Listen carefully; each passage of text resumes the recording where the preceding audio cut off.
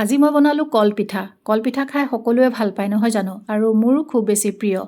তাৰ বাবে মই দুটা পকা কল লৈ লৈছোঁ আৰু কলকেইটা মই এনেদৰে প্ৰথমতে টুকুৰা কৰি কাটি ল'লোঁ। এতিয়া কলখিনি মই কাটা চামুচ এখনৰ সহায়ত ভালদৰে পিটিকি লৈছোঁ।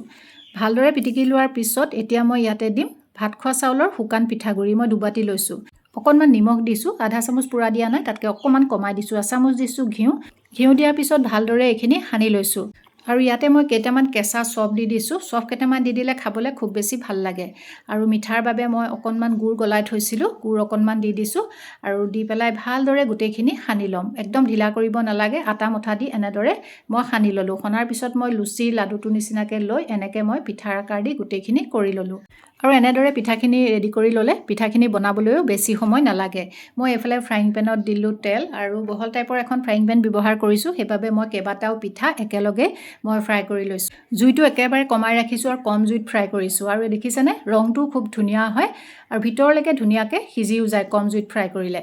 আৰু গোটেইখিনি পিঠা মই এনেদৰে কৰি ল'লোঁ। ওচৰৰ পৰা আপোনালোকক দেখুৱাই দিছোঁ। কালাৰো ধুনীয়া আৰু ধুনীয়াকৈ ফুলিছেও অকণমান। আৰু এটা পিঠা আপোনালোকক মই ভাঙি দেখুৱাম ভিতৰখন কেনেকুৱা হৈছে। আৰু এয়া চাওকচোন ভিতৰখন খুব ধুনীয়া হৈছে আৰু খাবলৈ যে বহুত বেছি ভাল লাগে।